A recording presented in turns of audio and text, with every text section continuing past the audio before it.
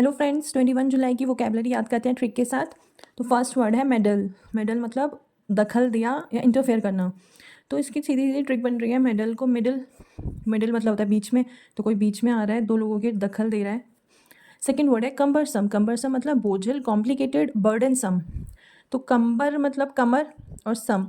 तो आप मान लो जैसे पहले होता था, पापा लोग लेट जाते थे और बच्चे उनकी कमर पे वो चलते थे खड़े होके। तो ऐसे इमेजिन कर लेना कि कमर पे some kids are playing on your कमर। तो बहुत बोझिल है, बर्डनसम है, बहुत कॉम्प्लिकेटेड सिचुएशन है, अब नहीं हटेंगे वो। थर्ड वर्ड है लंपेन। लंपेन मतलब असभ्य, अशिक्षित। तो लंपेन को कैसे करोगे? कम पेन। लंपेन कम पेन। तो कम पेन यूज़ किया था जिन्होंने अपने पढ़ाई के टाइम पे बहुत कम पेन यूज़ किया, तो असभ्य, अशिक्षित है वो। फोर्थ वर्ड है लेक्स। लेक्स मतलब ढीला, लापरवाह। तो लेक्स से तो रिलैक्स कर लेना, रिलेट रिलैक्स। तो रिलैक्स जो हमेशा रिलैक्स मोड में रहते हैं वो हमेशा लापरवाह हो जाते हैं। फिफ्थ है maul. To attack and injure someone. तो मॉल का सीधा मॉल, जो मॉल जाते हैं शॉपिंग मॉल्स में।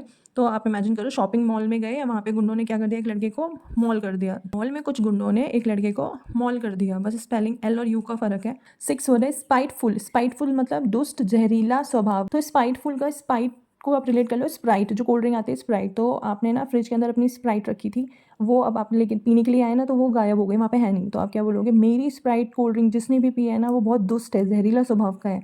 जिसने मेरी स्प्राइट ली है वो स्पाइटफुल है। सेवेंथ वर्ड है फर्स। फर्स मतलब तमाशा, ढोंग या कॉमेडी के सेंस में भी वर्ड यूज़ होता है। फर्स को कैसे करोगे? फर्स में सीधी साउंड आ रही है फर्स। फ्लोर जो होता है हमारे घर का, उसे हम बोलते हैं फर्स।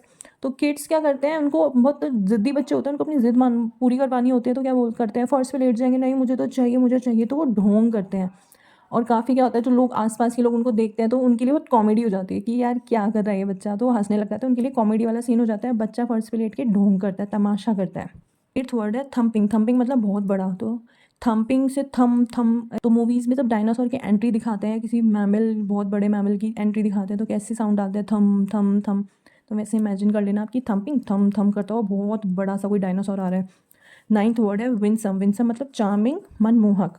तो विन और सम में स्प्लिट कर लेना है। तो यू आर सो चार्मिंग, और या फिर विनसम से handsome. You are so handsome कि कोई भी, so that you can win someone's heart easily.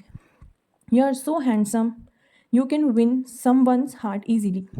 Tenth word है कन्फ्यूटिंग। कन्फ्यूटिंग मतलब गलत सिद्ध करना। तो कन्फ्यूटिंग को रिलेट कर लो कन्फ्यूजिंग। टी और एस का ही अंतर है बस। कन्फ्यूजिंग तो मान लो आप डिबेट में बैठे हो, अब आप गलत हो, पर फिर भी आपने सामने वाले को इतना कन्फ्यूज़ कर दिया, इतनी कन्फ्यूजिंग कर दी सिचुएशन कि अब लोग हैं ना उसी को गलत सिद्ध कर रहे हैं। जैसे हमारे पॉलिटिशियंस करते हैं, गलत होते हैं पर फिर भी सामने वाले को इतना कन्फ्यूज़ कर देते हैं, तो लोग उसी को गलत सिद्ध करने लग जाते हैं।